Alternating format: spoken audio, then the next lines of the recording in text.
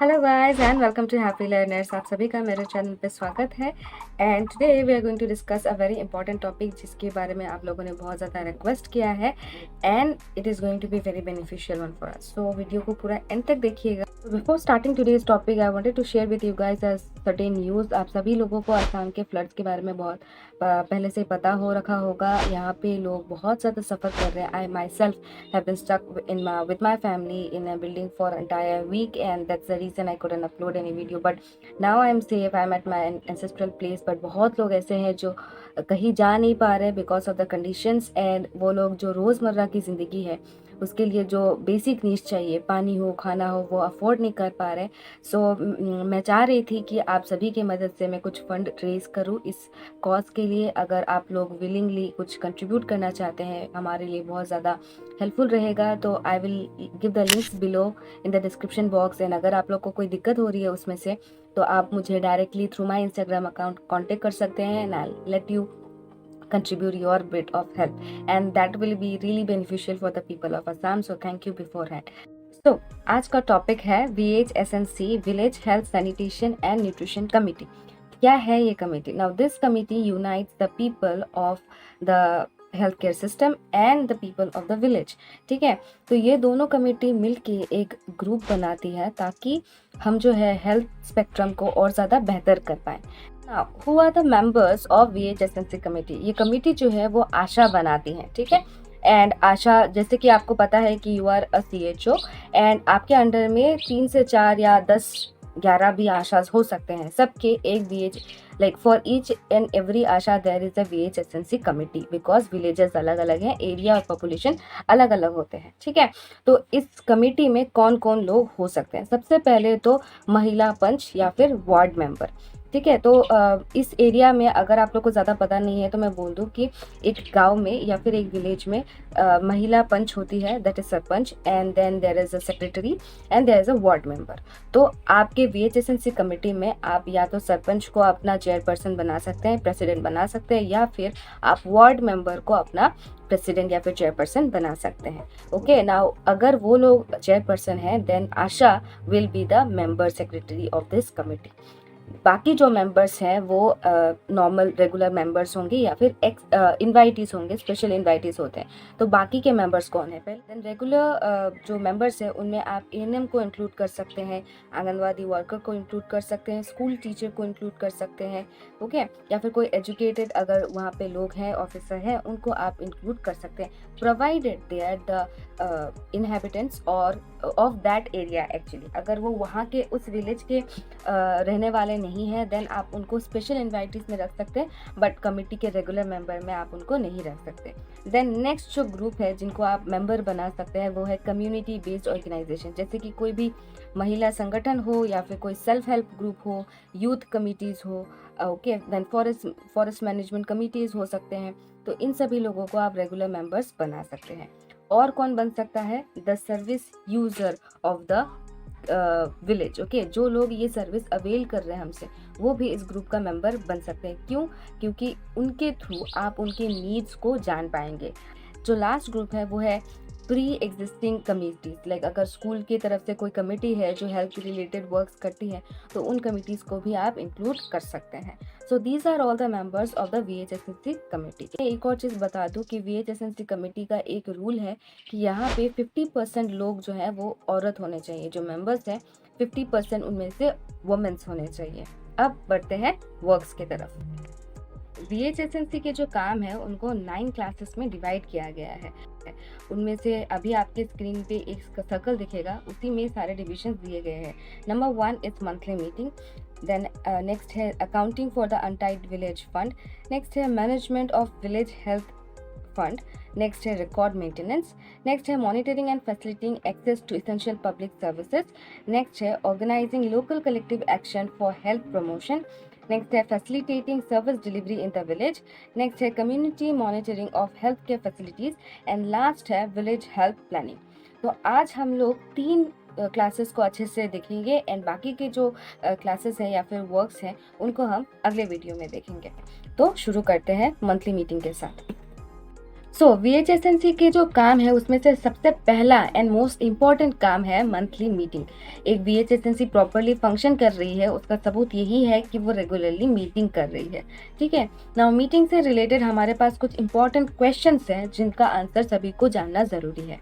सबसे पहला क्वेश्चन ये है कि how regularly should we conduct a VHSNC committee meeting, and it is said that हर विलेज के लिए हर मंथ में एटलीस्ट 1 VHSNC मीटिंग होना चाहिए।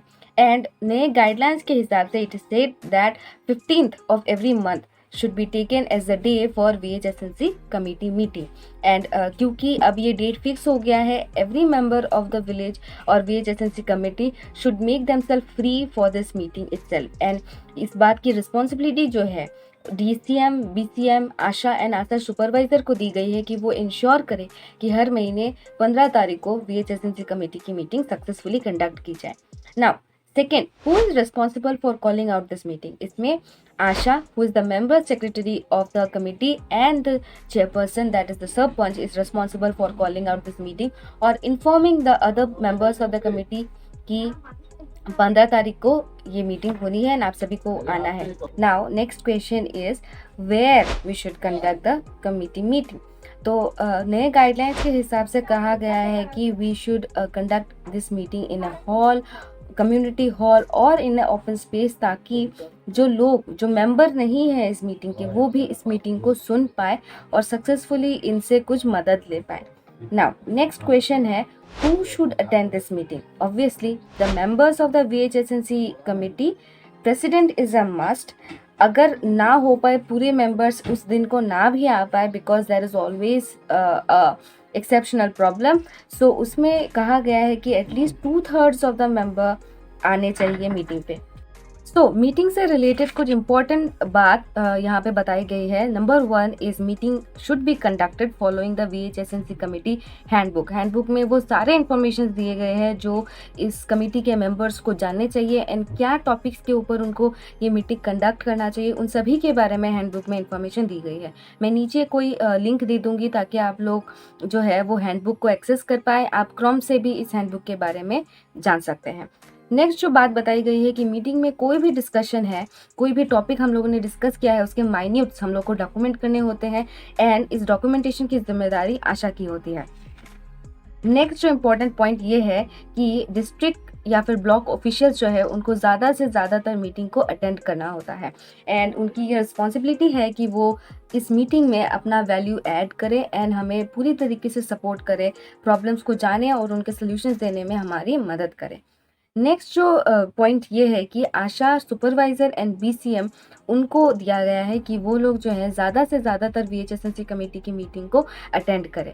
ओके, नेक्स्ट जो लास्ट पॉइंट मीटिंग के बारे में बताया गया है वो हम CHOs के लिए है। हमारे लिए ये बोला गया है कि हमें मीटिंग को अटेंड करना चाहिए एंड जो प्रॉब्लम्स आप लोगों ने फेस किया है टुवर्ड्स हेल्थ फैसिलिटी और प्रोवाइडिंग हेल्थ फैसिलिटी, आप उन चीज़ों को लेकर इस मीटिंग में बात करें ताकि जो भी प्रॉब्लम्स हैं आप उनको सॉल्व कर पाएँ। This is how being a CHO you can put value or add value to the VHSNC committee meeting. But not the least is the signature of the members of the committee। Now जैसे ही meeting खत्म होती है आप आशा ने जो माइन्यूट्स record किए हैं उनके नीचे सारे मेंबर्स के सिग्नेचर्स होने बहुत ज़रूरी है। So this is all about the meeting criteria. Now करते हैं अनटाइड फंड के बारे में। VHSNC कमेटी को एनुअली 10,000 का अनटाइड फंड मिलता है एंड उसके साथ ही साथ स्पेक्ट्रम्स मिलते हैं कहाँ पे उनको ये फंड जो है वो यूटिलाइज करना है। ये जो 10,000 का फंड है जब भी उनको मिलता है इन पार्ट्स मिल सकता है या फिर इन कलेक्टिव अमाउंट मिल सकता है, जो भी हो उनको 1 साल का टाइम दिया जाता है या फिर 12 मंथ्स का टाइम दिया जाता है इस फंड को यूटिलाइज करने के लिए। नाउ फंड को यूटिलाइज कहाँ करें? So there are various spectrums और वेरियस फील्ड्स जहाँ पे वो लोग इस फंड को यूटिलाइज कर सकते हैं। उनमें से कुछ हैं health spectrum, nutrition, education, sanitation, environmental protection, public health measures. Okay, so ये सारे फील्ड्स हैं जहाँ पे जो कमेटी है वो अपना ये फंड यूज़ कर सकते हैं। However, अगर कोई और स्पेशल केस है then in that case the committee collectively must agree कि हाँ हम लोग यहाँ पे ये फंड यूटिलाइज करना चाहते हैं। ठीक है, नाउ अभी कुछ रूल्स दिए गए हैं जिनको हमको ध्यान में रखना है वाइल यूटिलाइजिंग दिस फंड। सबसे पहला जो रूल है वो है कि ये जो फंड है वो पूरे कम्युनिटी के लिए यूटिलाइज होना चाहिए, ना कि सिर्फ एक या दो इंसान के लिए। इसमें भी एक एक्सेप्शन है, अगर कोई ऐसी फैमिली है जो कि बहुत पोर है एंड कोई इंपॉर्टेंट या फिर कोई क्रॉनिक डिजीज से जूझ रही है and they can't afford the expense of this disease, then in that case the VHSNC committee can come forward and contribute their bit in this problems. And in this case पूरी committee को इस बात पे agree करना होता है कि हाँ हम लोग यहाँ पे कंट्रीब्यूट कर रहे हैं।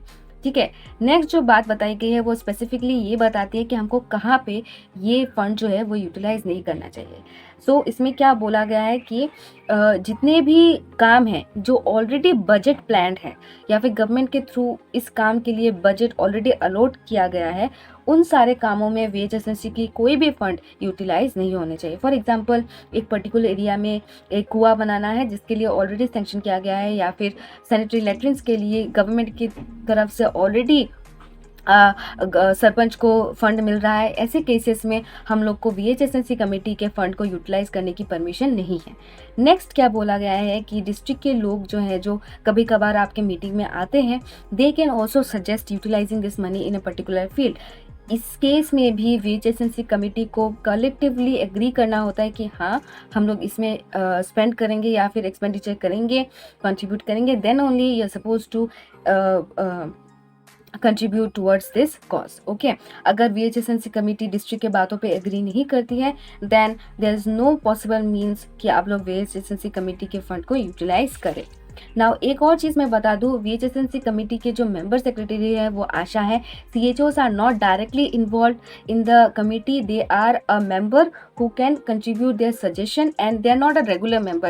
We are just a frontline worker who are going to put our bit of the work or our bit of the value to the committee. इसमें ज़्यादातर डिसीजंस जो है वो सरपंच और आशा एंड एनएम्स वो सब मिलके लेते हैं।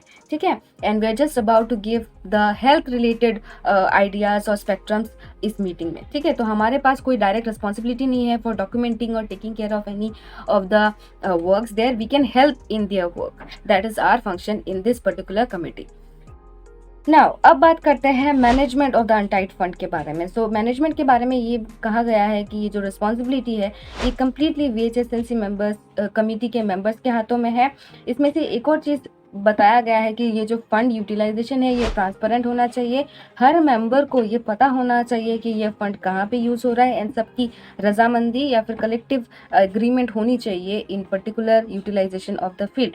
नाउ एक और चीज़ बताई गई है, क्योंकि आप लोग एक्सपेंडिचर कर रहे हैं, so decision on the expenditure should be documented कि हाँ सबने एग्री किया है, and there should be a signature supporting all those documentations. Minutes जो है वो मीटिंग में रिकॉर्ड होने चाहिए प्रॉपरली, इसके बारे में भी यहाँ पे बोला गया है ना। एक और चीज़ बोला गया है कि जो मेंबर सेक्रेटरी हैं उनको 1000 रुपीज़ अलॉटेड होने चाहिए टू यूज़ टूवर्ड्स इमरजेंसी। कोई भी इमरजेंसी केस हो, प्रेग्नेंट वुमेन को जल्दी हॉस्पिटल पहुंचाना हो, या फिर कोई क्रॉनिक पेशेंट हो जिनको हॉस्पिटल पहुंचाना है, या फिर और भी कोई भी इमरजेंसी जिसके लिए पैसों की ज़रूरत है and at the moment is not available, the Asha or the member secretary can use 1000 rupees for this particular cause, and इसके सारे bills vouchers उनको next VHSNC meeting में submit करने होते हैं, that is the particular rule.